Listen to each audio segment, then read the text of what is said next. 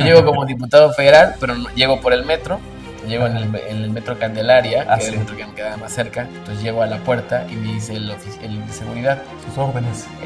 Pues joven, ¿a qué viene? No, pues vengo a trabajar. Sí, pero ¿con qué diputado? No, conmigo. ¿Cómo que contigo? Es que yo soy diputado. Entonces me volteé a ver y me dice, ¿cómo vas a ser tu diputado?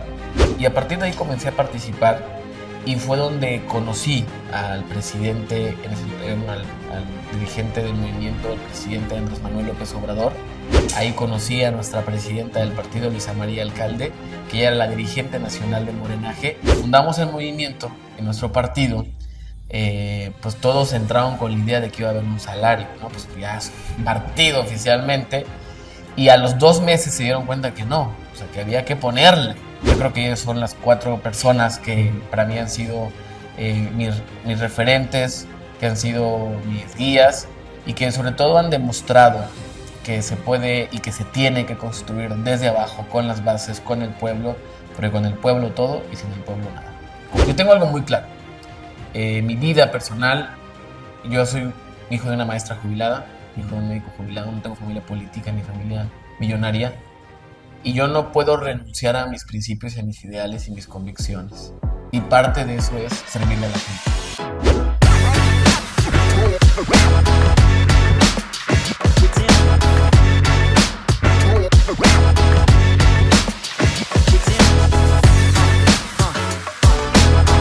¿Qué tal a la audiencia de Política Profunda? Nos encontramos en este momento en Tuxtla Gutiérrez, Chiapas, con Guillermo Santiago, quien es diputado federal por segunda ocasión por tu estado, sí, orgullosamente por Chiapas, y también hoy tiene el honroso cargo de representar a Morena en el Instituto Nacional Electoral. ¿Cómo estás, Memo? Bien, muy bien, pues bienvenido a Chiapas, bienvenido a Tuxtla, a nuestra querida tierra. Muchas gracias, encantado de estar aquí. Vamos a hacer una serie de baterías, una batería de preguntas breves para conocer un poquito a profundidad quién es Guillermo y que la gente también conozca un poco más de ti, pero a profundidad.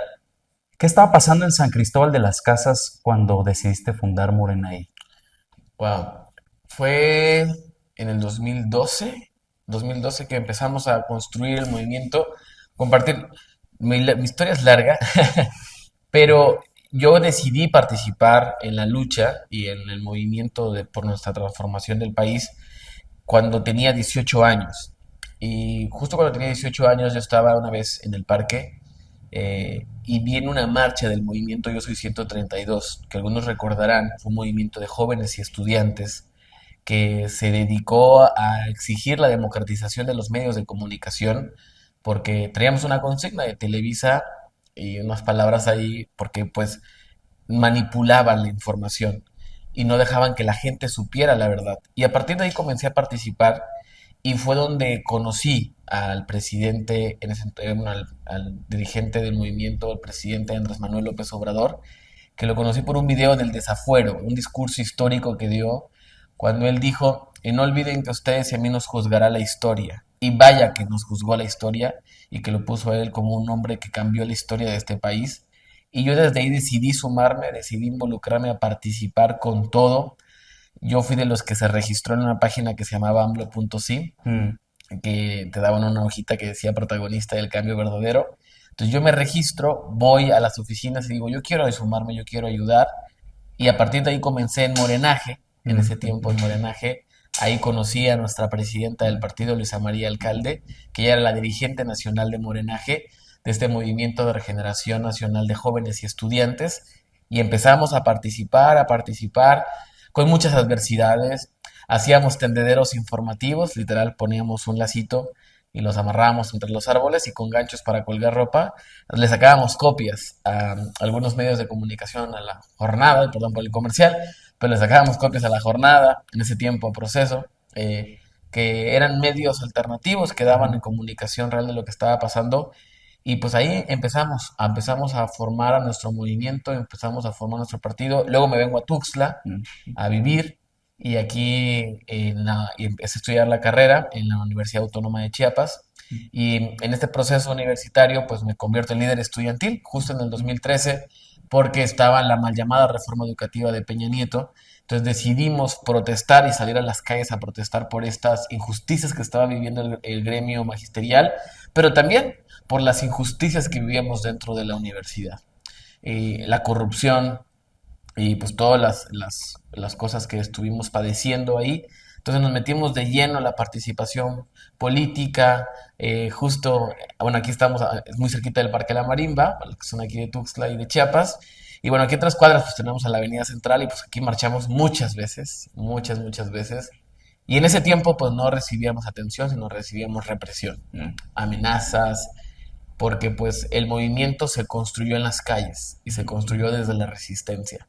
Entonces, eso para nosotros nos formó muchísimo y pues le empezamos a caminar, a caminar, a caminar, a caminar, a caminar, a caminar y a fundar este gran movimiento. Y a los 19 años me tocó ser secretario de organización de Morena, El más joven el más joven. del Siempre país. del país, yo creo, sí, pues con 19 años está complicado que alguien Sí. esté. Y me acuerdo que fuimos a dar una asamblea y de manera democrática elegimos y me dijeron participar y yo con gusto me meto a participar, gano mi asamblea y empezamos ahí a caminar.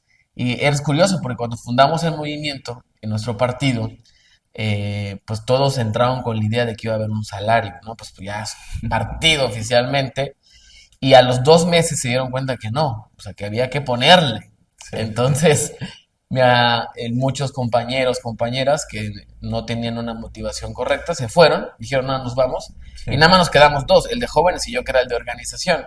Pero como el de organización era como jerárquicamente el puesto más cercano a la presidencia, pues nos quedamos a dirigir el partido a los 19 años Wow. con muchas limitaciones. Me acuerdo muy bien que aquí de la universidad me ahorraba los pasajes para poder sacar copias y el fin de semana brigadear, porque no teníamos dinero para brigadear, o sea, era nuestra propia, lo que tuviéramos con nuestros propios medios y así nos íbamos, con copias, casa por casa, hablarle a la gente.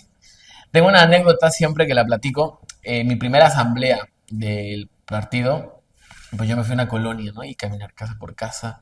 Me acuerdo que tocamos como unas 100 casas, entonces le dije a mi amigo, oye, pues vamos a rentar 20 sillas, porque mínimo van a llegar 20 personas, y son 100 casas, una quinta parte, y pues bueno, nos rentamos las sillitas, estábamos muy contentos en el parque, era un sábado, lo invitamos a las 6 de la tarde, y dieron las 6 y no llegó nadie, 6:15 nadie, 6:30 nadie, y a las 6:40 y tantos van llegando 3 señoras, nunca las voy a olvidar, llegaron 3 señoras caminando, se acercan, nos ven y digan, ¿aquí es la reunión? Sí, señora, aquí es la reunión, bienvenidas.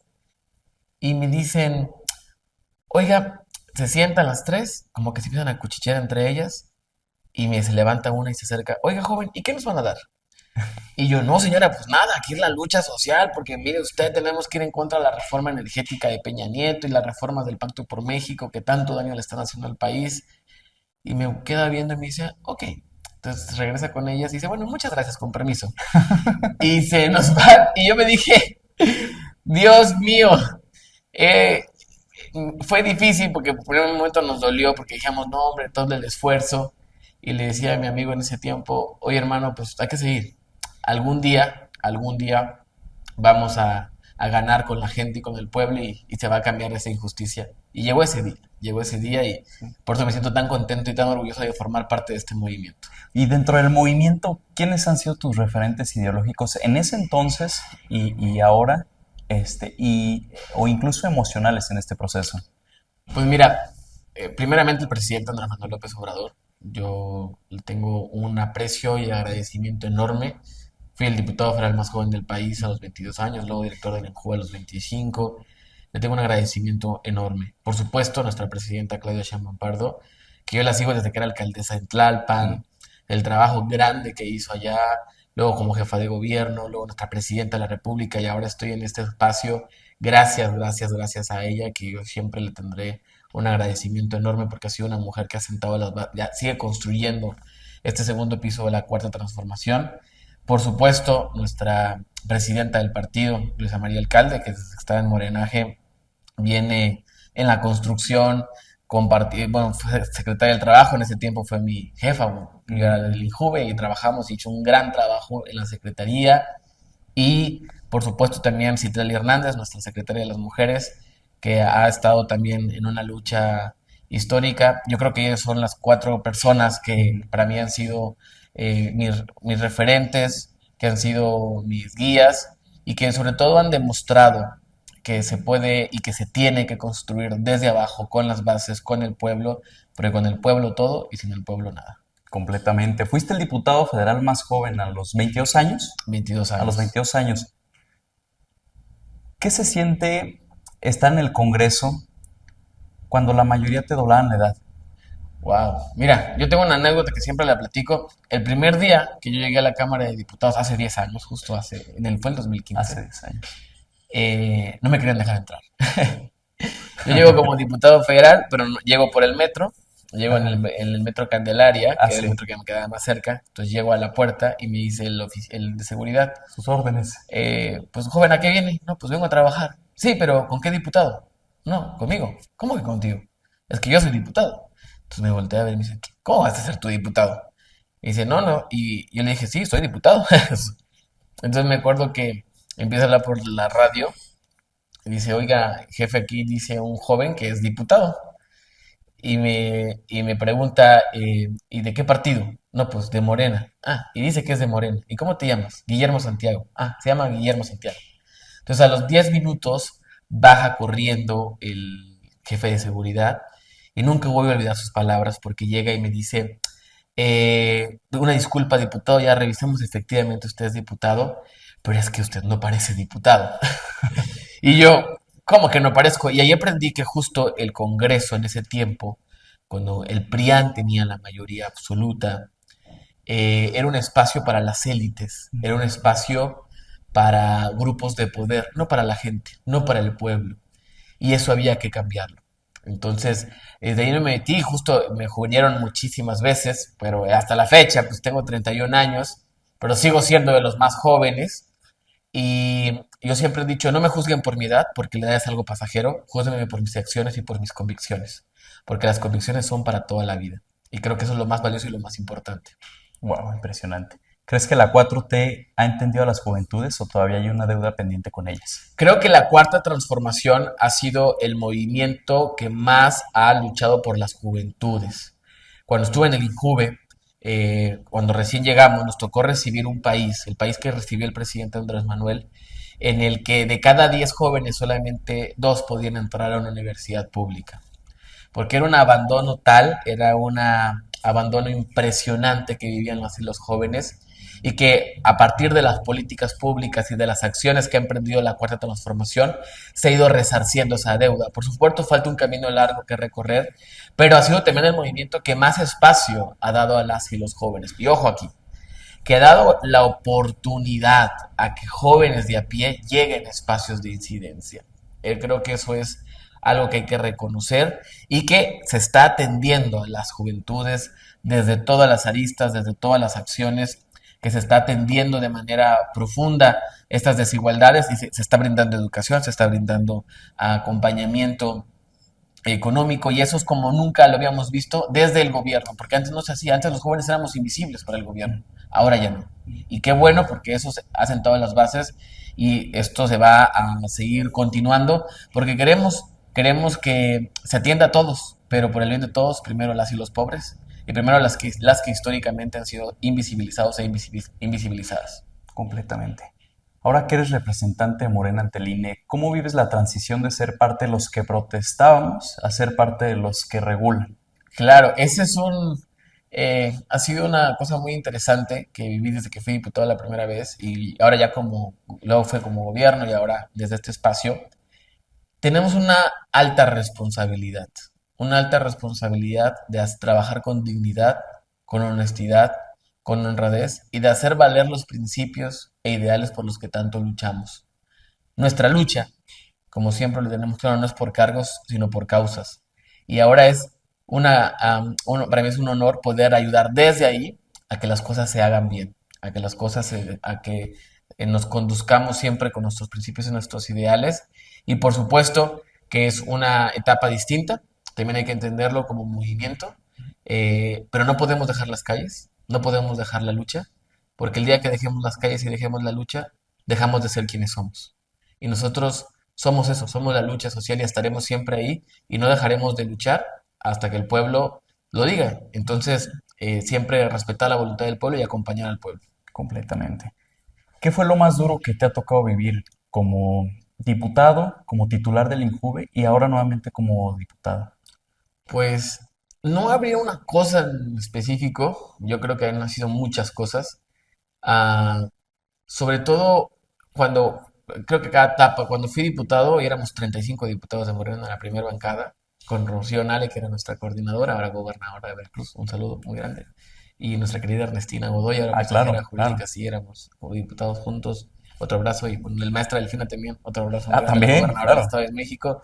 Eh, Fue en ese momento la impotencia. Recuerdo muy bien que un día hice un punto de acuerdo por un tema de salud en Chiapas, en el 2016, y avanzamos, exigimos, y justo antes de ser votado por el Pleno, el PRIAN decidió bajarlo.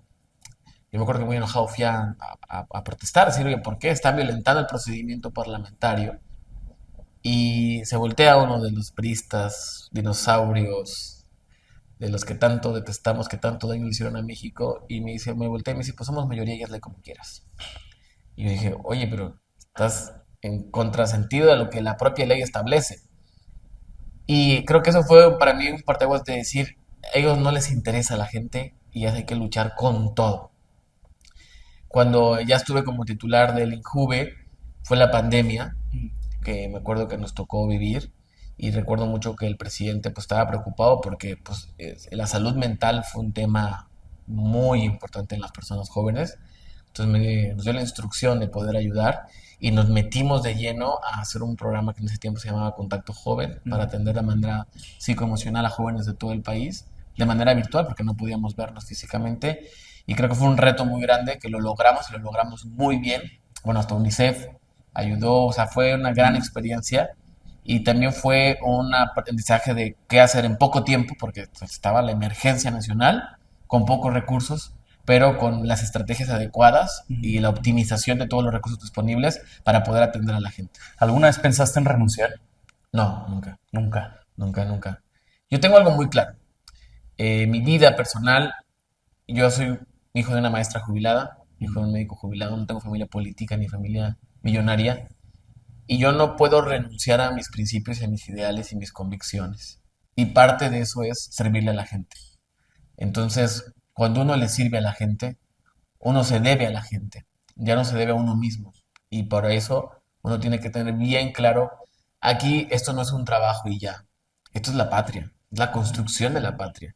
Y no se le, y como decía Vicente Guerrero, la patria es primero. La patria es primero. ¿Qué lugar ocupa la patria chica, tu patria chica, Chiapas, en tu corazón, en tu No, historia de pues vida? yo siempre digo que tengo dos grandes amores. Mi familia, un abrazo por cierto, que me aguantan mucho porque por las distintas responsabilidades es luego complejo. Y Chiapas, amo a Chiapas con todo mi corazón.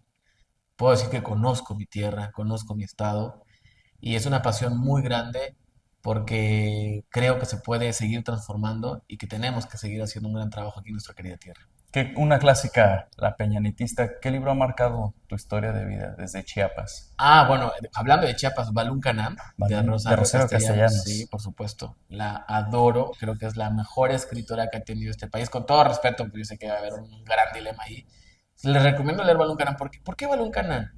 Balún Canam es un libro que relata la vivencia de Chiapas de hace un siglo, la esclavitud que se vivía en Chiapas, disfrazada, ¿eh? Pero era esclavitud Sí.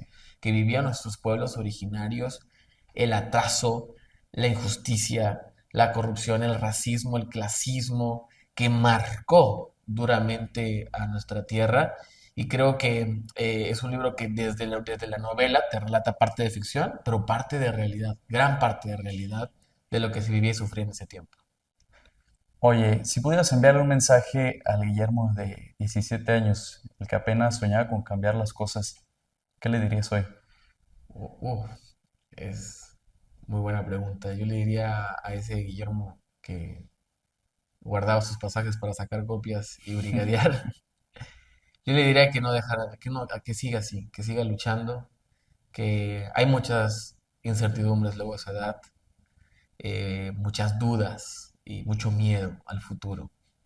Pero yo le diría que no tenga miedo, que le diga para adelante, que le siga para adelante, que Dios todo pone en su lugar y que todo llega en su justo momento y que las cosas van a estar bien y lo más importante, más que para mí, que las cosas van a cambiar en este país. Memo, muchas gracias por todo. Muchas gracias. Hasta luego. Hasta luego.